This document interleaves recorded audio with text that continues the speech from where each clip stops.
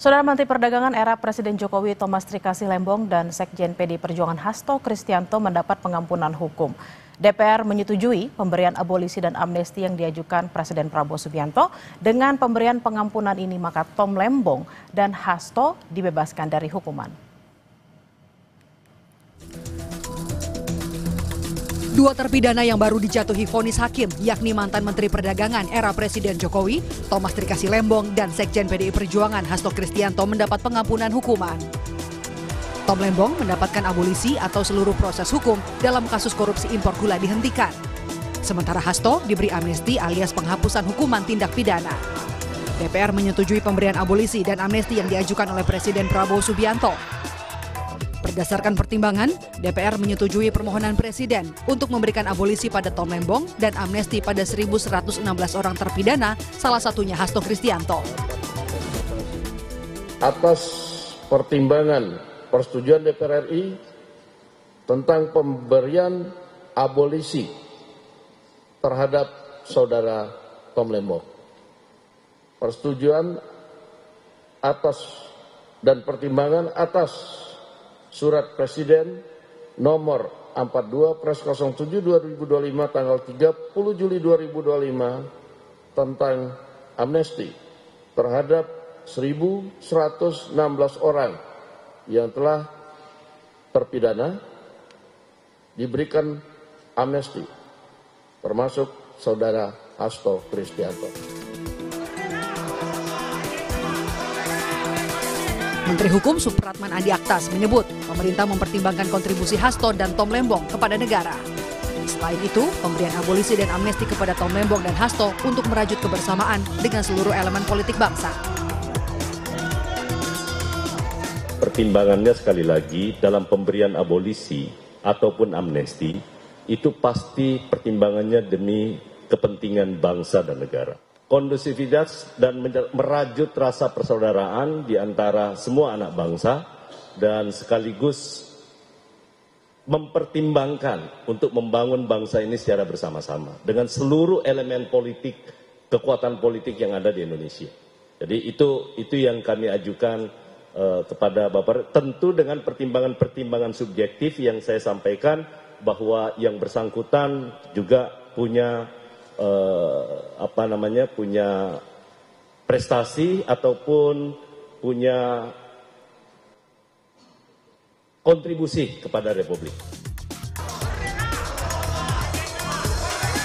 Guru Besar Hukum Tata Negara Universitas Islam Indonesia Yogyakarta yang juga merupakan mantan Menko Polhukam era Presiden Jokowi, Mahfud MD, mengomentari soal pengampunan hukuman bagi Tom Lembong dan Hasto Kristianto. Mahfud menilai pemberian amnesti dan abolisi yang diusulkan Presiden dan disetujui DPR adalah bukti kuat kalau hukum tidak boleh menjadi alat politik. Teriakan masyarakat yang bersumber dari public common sense tentang rasa keadilan sekarang membuahkan hasil. Saudara Hasto Kristianto dan saudara Tom Lembong yang keduanya telah divonis dijatuhi hukuman penjara oleh pengadilan negeri, sekarang mendapat amnesti dan abolisi yang artinya keduanya nanti harus dibebaskan. Ini bisa dilihat dari pengumuman atau jumpa pers yang dilakukan oleh Wakil Ketua DPR, Pak Dasko Ahmad, yang menyatakan DPR sudah setuju atas usul Presiden melalui dua surat, yaitu surat untuk 1.116 orang diberi amnesti dan satu orang, yaitu Tom Lembong, diberi abolisi. Saudara Hasto termasuk yang diberi amnesti. Tapi yang terpenting sekarang jeritan hati nurani masyarakat agar hukum tidak dijadikan alat politik. Agar hukum itu ditegakkan hukum sebagai hukum. Bukan karena pesanan politik, sekarang memberi harapan baru kepada kita bahwa hukum akan mulai ditegakkan dan mudah-mudahan ini akan berlanjut. Kuasa hukum Hasto Kristianto merespons amnesti yang diberikan Presiden Prabowo. Lewat pesan yang diterima Kompas TV, tim kuasa hukum Hasto, Yohanes Tobing berterima kasih pada putusan Presiden yang menggunakan hak prerogatifnya sesuai dengan Undang-Undang Dasar 1945 Pasal 14. Namun, Yohanes bilang pihaknya menyerahkan segala prosesnya pada pengadilan dan jaksa penuntut umum. Abolisi adalah hak istimewa dalam pemberian dan penghapusan tuntutan pidana kepada terpidana. Mengutip Kamus Hukum Dictionary of Law Completed Edition tahun 2012, abolisi adalah hak untuk menghapus segala konsekuensi dari vonis pengadilan, termasuk menghapus tuntutan pidana bahkan meskipun hukuman sudah dijalani. Pemberian abolisi harus dilakukan dengan memperhatikan pertimbangan Dewan Perwakilan Rakyat Indonesia. Pemberian abolisi diatur dalam Pasal 14 Undang-Undang Dasar 1945 dan Undang-Undang Darurat Nomor 11 Tahun 1954 tentang amnesti dan abolisi. Masih dari sumber yang sama, amnesti merupakan pengampunan atau penghapusan hukuman yang diberikan kepala negara kepada seseorang atau sekelompok orang yang telah melakukan tindak pidana tertentu. Amnesti dapat diberikan tanpa pengajuan permohonan terlebih dahulu. Dengan pemberian pengampunan ini, maka Tom Lembong dan Hasto Kristianto dibebaskan dari hukuman. Tim Liputan, Kompas TV.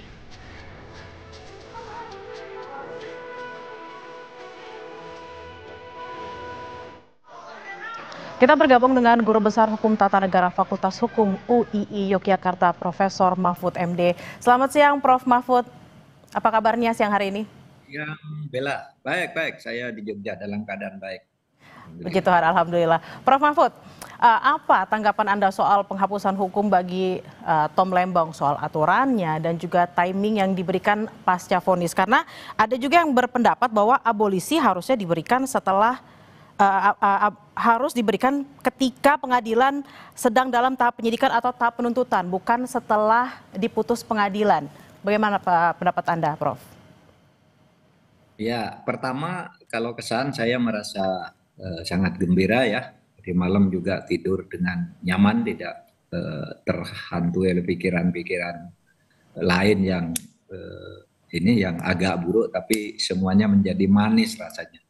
Jadi benar nih yang dilakukan oleh Bapak Presiden karena proses pengadilan terhadap Tom Lembong dan Hasto itu kan jelas sekali sangat politis, bukan hukum gitu. Dan nampaknya dipaksakan untuk keduanya.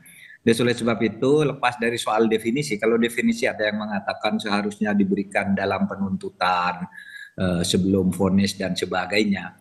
Itu teorinya begitu. Bahkan teori tentang amnesti dan abolisi itu di Indonesia sudah lama tidak menganut teori, tapi menganut praktek yang berlaku yang tidak sama dengan definisi yang tadi kata Mbak Bella itu tidak benar. Seharusnya saat dituntut sebelum divonis itu enggak.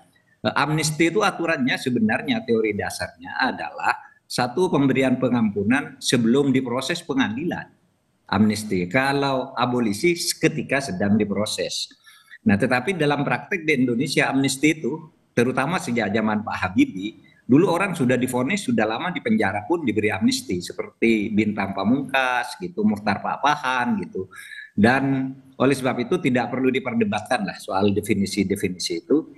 Yang Anda kutip tadi dari Kamus Umum tentang arti amnesti dan arti abolisi itu benar, tetapi juga tidak dilanggar sama sekali oleh keputusan Presiden untuk memberi amnesti dan abolisi ini.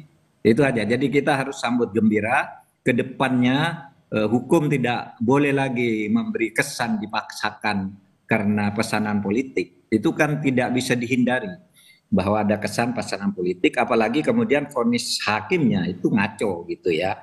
Terasa sekali bahwa itu didikte oleh kekuatan politik di luar independensi dirinya. Itu yang terjadi misalnya pada vonis Tom Lembong maupun pada Hasto. Begitu Mbak Bella, kita bergembira ada pembebrakan hukum. Bergembira tidurnya bisa lebih nyenyak daripada hari-hari sebelumnya. Nah, kaitannya soal timing nih Prof, kan baru banget di dua-duanya divonis minggu lalu, kurang lebih minggu lalu. Lalu di minggu ini sudah ada langsung keputusan untuk abolisi dan juga amnesti. Bagaimana Prof melihat bahwa ada timing yang cukup singkat di balik keputusan ini? Ya tidak apa-apa, kan memang kan Presiden tidak harus menunggu misalnya waktu tertentu yang ditentukan oleh undang-undang. Misalnya harus sekian hari sudah vonis baru boleh gitu. Bahkan kalau untuk abolisi itu maupun amnesti sebelum diadili atau ketika dalam proses presiden bisa turun tangan, dan itu ada undang-undangnya gitu. Bahwa timingnya sekarang dilakukan hanya seminggu sesudah vonis atau 2 minggu sesudah vonis untuk Tom Lembong, ya tidak apa-apa. Presiden melihat eskalasi keresahan publik, terutama para pejuang-pejuang penegakan hukum itu semakin hari semakin banyak. Sampai kemarin siang saya masih dihubungi oleh beberapa orang untuk menandatangani amicus curiae untuk naik bandingnya saudara Tom Lembong. Saya katakan oke, saya ikut meskipun saya selama ini tidak punya reputasi atau catatan sekalipun membela kasus orang dihukum karena korupsi, tapi kali ini karena sudah keterlaluan saya ikut membela Tom Lembong dan juga ikut membela Hasto gitu. Karena sudah sangat politis sejak awal ini semua gitu. Berarti Jadi Prof. Mahfud memang melihat kasusnya Tom Lembong dapat pengampunannya, Anda merespon bahwa hukum memang tidak boleh jadi alat politik. Berarti sisi politisnya sejak awal kasus ini, Prof. Mahfud merasa memang sangat kuat gitu ya? Sangat kuat. Yang untuk Tom Lembong misalnya, dia kan sudah aman selama beberapa tahun, lalu terasa ada konflik misalnya dengan salah satu tokoh politik, lalu kemudian dia tiba-tiba jadi tersangka. Politisnya lagi, dia ini melakukan pada satu waktu yang kemudian disusul oleh menteri-menteri sesudahnya sampai sekarang melakukan hal yang sama, tidak diapa-apakan. Politisnya lagi ternyata terbukti kemudian yang dilakukan oleh Tom Lembong itu bukan salah karena itu atas perintah atasan gitu, tidak ada mens rea sama sekali, sehingga wah ini jelas ini sangat politis, hukumannya dipaksakan. Sama dengan Hasto, itu politisnya apa? Kasus yang dituduhkan pada Hasto sekarang ini unsur-unsurnya sama persis sudah ada sejak tahun 2020. Kenapa baru diungkap sekarang? Sesudah terjadi pergantian kepemimpinan dan sudah terjadi konflik antara misalnya PDIP dan Pak Jokowi. Dan kenapa kok sehari sesudah KPK dilantik langsung ditetapkan tersangka? Gitu. Padahal sebelumnya sudah ramai, ada dorongan-dorongan agar KPK segera mentersangkakan Hasto, tapi KPK yang sebelumnya tidak mau terburu-buru, itu apalagi itu isunya lebih politik, begitu muncul KPK baru langsung tersangkakan hanya sehari sesudah itu. Itu jelas sangat politis, melukai rasa keadilan gitu ya. Apalagi kemudian kasus yang jauh lebih besar dari Hasto yang jelas menggarong uang negara, triliunan, ratusan miliar, itu sesudah dilaporkan tidak diapa-apakan. Sementara si Hasto ini sudah lama kasusnya dan cuma kayak gitu juga dulu dilindungi kelihatannya. Nah sekarang malah dijongkrokkan ke dalam satu situasi yang tidak bagus gitu. Nah oleh sebab itu ya kita bela Hasto bukan karena Hastonya, tapi ini demi penegakan hukum yang fair. Dan Presiden sekarang sudah turun tangan dengan cukup baik dalam kasus ini. Mudah-mudahan ini juga bisa dilakukan untuk mendorong diajukannya kasus-kasus yang memang harus diajukan menurut hukum. Memenuhi syarat menurut hukum untuk diajukan ke pengadilan dan mencegah orang dikriminalisasi atau dipolitisasi seperti yang terjadi pada Lembong dan Hasto ini.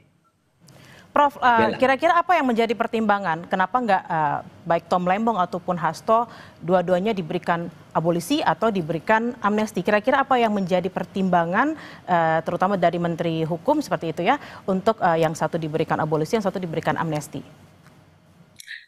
Saya juga masih menunggu karena kalau amnesti itu kan teorinya diberikan kepada orang sebelum diadili. Tapi dalam prakteknya itu Pak Habibie memulai kepada orang yang sudah dihukum pun diberi amnesti namanya. Waktu zaman Pak Jokowi memberi amnesti kepada orang yang sedang dihukum yaitu Saiful Mahdi, itu sudah mau habis masa penghukumannya lalu segera diberi amnesti agar dia tidak selesai menjalani hukuman. Kalau selesai menjalani hukuman itu namanya diberi rehabilitasi atau gerasi gitu. Nah kalau amnesti itu sebelumnya. Nah ini diartikan oleh pemerintah sejak zaman Pak Habibie itu, sejak zaman Pak Jokowi, sejak zaman Pak SBY diartikan sebelum inkrah, bukan sebelum diadili atau sedang proses diadili. Nah dalam hal ini kasus Tom Lembong dan Hasto ini saya juga belum tahu apa bedanya sih, kan sudah sama-sama vonis, sudah sama-sama diadili. Nanti kita lihat saja bunyi kepresnya apa. Kan untuk masing-masing itu kan pasti ada alasannya gitu. Dan yang untuk Hasto ini kan banyak memang. Amnesti kan biasanya kolektif ya. Kalau abolisi itu personal, pribadi kepada orang.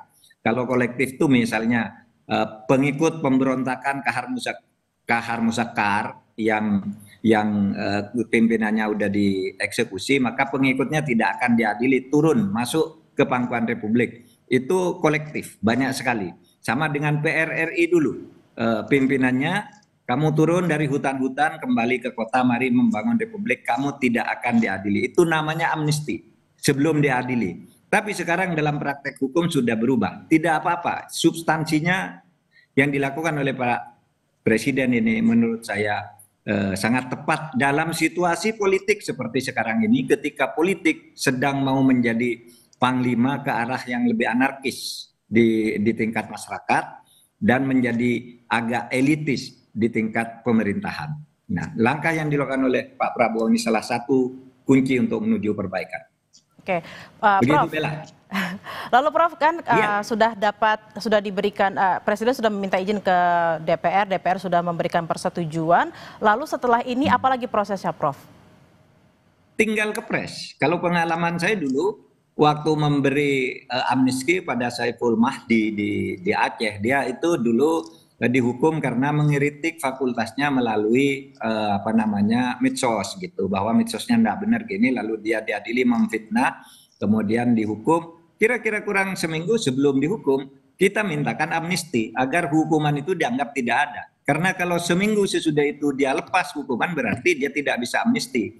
Yang dia bisa minta adalah rehabilitasi atau gerasi gitu. Nah, kalau gerasi itu harus mengaku bersalah. Oleh sebab itu waktu itu kita kejar gitu. Nah, jadi tidak ada masalah Mbak Bella. Ini tinggal implementasinya nanti kita lihat kepresnya. Karena kalau memberi amnesti dan abolisi menurut pasal 14 ayat 2 Undang-Undang Dasar itu memang minta pertimbangan DPR. Tadi ada yang menyebut-nyebut bagaimana Mahkamah Agung, bagaimana Jaksa Agung. Tidak perlu. Kalau amnesti dan abolisi tidak perlu pertimbangan Mahkamah Agung. Kalau gerasi dan rehabilitasi baru minta pertimbangan Mahkamah Agung. Kalau Presiden itu secara internal biasanya paling manggil Jaksa Agung, Menteri Hukum dan HAM ditambah Kapolri. Gimana ini gini, saya buat ini, cuma itu lalu disampaikan ke DPR. Tapi itu tidak ada sebenarnya keharusan ditempuh menurut konstitusi minta pertimbangan ke Jaksa Agung atau polisi, tapi di internal kepresidenan sendiri biasanya manggil menteri-menteri dan Jaksa Agung dan Kapolri biasanya. Gitu, Bella. Prof, ini juga ada obrolan, ada perbincangan, terutama mungkin di media sosial dan mungkin juga di masyarakat kita ya. Bagaimana dengan rasa keadilan terhadap orang-orang yang juga mungkin ya terkena kasus-kasus yang dianggap politis, tapi karena dia tidak high profile, lalu dia tidak mendapatkan rasa keadilan. Bagaimana Prof memandang hal ini? Nah, itu tugas kita, tugas masyarakat ya, untuk terutama para pejuang hukum, dan itu sebenarnya banyak kok yang tidak high profile itu. Seperti yang saya sebut Saiful Mahdi yang di Aceh itu, siapa yang tahu dia tiba-tiba sudah dihukum, sudah hampir selesai hukumannya padahal tidak salah. Gitu. Kita turun, asal masyarakat berbicara. Sama juga dengan Nur Hayati yang di Cirebon itu, di Jawa Barat itu. Kan gitu, dia ditersangkakan padahal dia tidak melakukan apa-apa. Dia bukan siapa-siapa, dia hanya bendahara seorang lurah. Lalu tiba-tiba dijadikan tersangka, katanya korupsi karena baru melaporkan lurahnya korupsi, sudah berhenti jadi lurah. Waktu jadi lurah dibiarkan gitu. Kan akhirnya kita turun tangan, bebas juga. Gitu. Banyak juga orang-orang yang bawah. Nur Baik misalnya, itu kan orang tidak terkenal juga. Prita Mulyasari juga misalnya. Kalau masyarakat bersuara, maka bukan hanya orang yang high profile, yang low profile juga bisa dibantu. Oleh sebab itu kekompakan kita di dalam bagaimana menghayati negara hukum Indonesia ini.